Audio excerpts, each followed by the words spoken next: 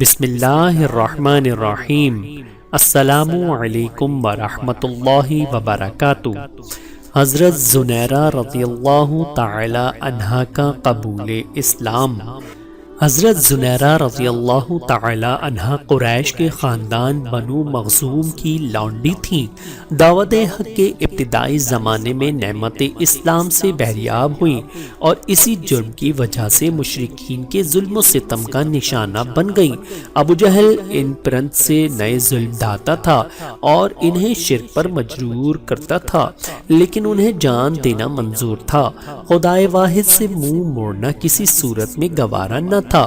علامہ بلازری کا بیان ہے کہ راہ حق میں بے پناہ مظالم سہتے سہتے ان کی بینائی جاتی رہی۔ اس پر ابو جہل نے انہیں تانا دیا کہ لات و عزیٰ نے تجھے اندھا کر دیا۔ انہوں نے بے دھڑک جواب دیا، لات و عزیٰ پتھر کے بت ہیں، وہ کیا جانے کہ انہیں کون پوج رہا ہے اور کون نہیں پوچھتا۔ اگر میری بینائی زائل ہو گئی ہے تو یہ مصیبت میرے اللہ کی طرف سے ہے، اگر وہ چاہے تو میری بینائی واپس بھی دے سکتا ہے۔ اللہ تعالیٰ کو ان کی شان استقامت اتنی پسند آئی کہ دوسرے دن وہ سو کر اٹھی تو ان کی بینائی بحال ہو چکی تھی۔ سبحان اللہ۔ ابن اسیر کے بیان کے مطابق حضرت زنیرہ رضی اللہ تعالی عنہا بنو عبدی کی لونڈی تھی اور حضرت عمر بن خطاب قبول اسلام سے پہلے ان پر سختیاں کیا کرتے تھے۔